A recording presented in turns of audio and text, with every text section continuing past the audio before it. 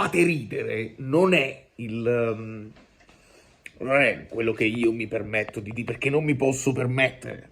Noi abbiamo le nostre cose a cui pensare. E no. Fate ridere quando io ho acceso effettivamente la partita. Ho acceso la partita. Iscrivetevi al canale, tifosiamo, non vi permettete, come al solito, non vi permettete. Ma perché poi noi dobbiamo parlare solo del Napoli? Dobbiamo parlare anche delle altre squadre.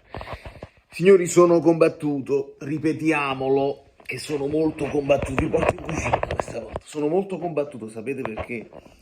Perché quella solita storia, no? Che fai? Cerchi di affondare la Juventus perché ti fa un poco piacere che affonda la Juventus, però una forza, una quarta forza strisciata che avanza. Invece no, perdono loro, la Juventus tu la tieni presente che ci stanno sempre e allora è me, quindi resto combattuto. Però arriviamoci con calma a un ragionamento che ci può portare a una conclusione. 4-0 è umiliante, 0-4 è una roba in casa, io acceso, sentivo un silenzio di tomba, poi non lo so se era una contestazione, se i microfoni via Paramount Plus, così, lasciate il like che adesso vi posto la reaction per gli abbonati, che poi domani si sblocca per tutti, quindi vi iscrivete al canale. La reaction della Fiorentina è importante, perché noi siamo venuti meno nel secondo tempo, ma quanto ho capito la Juventus non è proprio scesa in campo.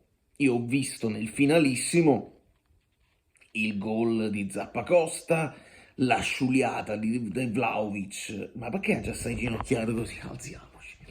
La sciuliata di Vlahovic che porta al gol di Lookman, ma ho visto poi Carnesecchi parare così, quindi a livello di siamo contenti.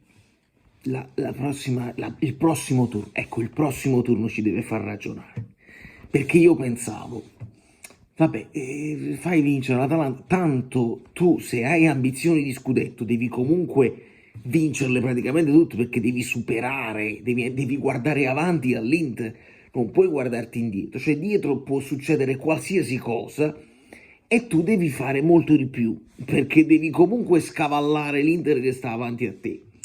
Quindi per questo uno dice, vabbè, ti sta pure bene. Però poi ci sono le riflessioni sul prossimo turno.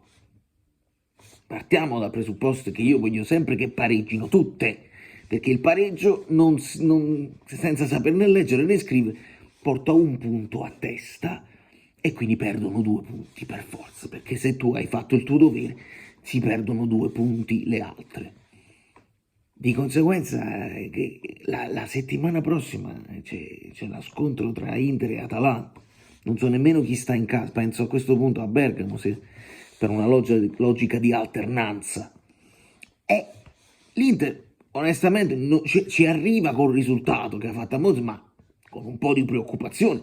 Ci sono state anche un po' di polemiche che vorrò approfondire. Forse questa è la settimana dove serve un VAR rivista, la rubrica VAR rivista, perché il gol, noi ci fidiamo della goal line technology, ci fidiamo assolutamente, però il gol comunque viene da un autogol, una spinta Lautaro, cioè, non dico nemmeno Dumfries che salta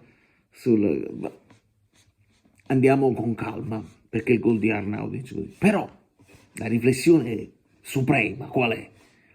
È che l'Inter ci arriva in questo modo, cioè vincendo però un po' a ciaccatelli.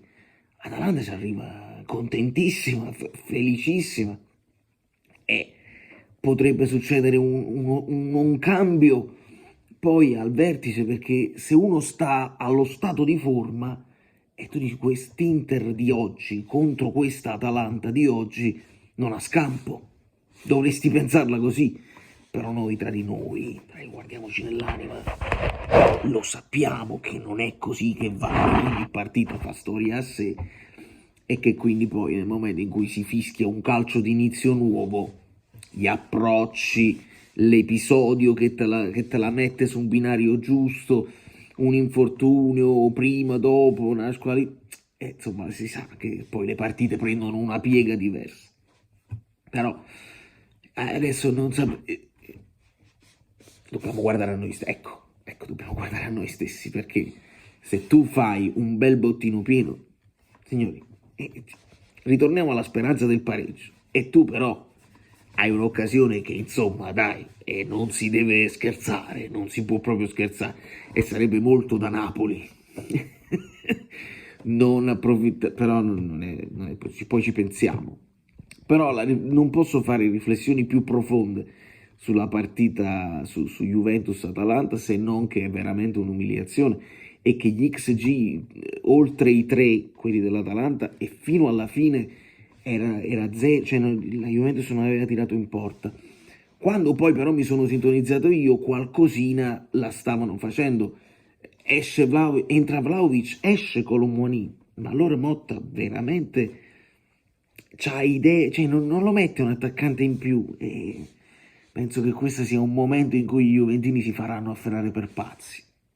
Ognuno ha i suoi momenti, e adesso noi pure chiediamo delle cose a Conte che non siamo sicurissimi, però gliele chiediamo quando vinciamo, quando invece la partita poi siamo proprio tranquilli, perché sappiamo le difficoltà, sappiamo da dove siamo arrivati.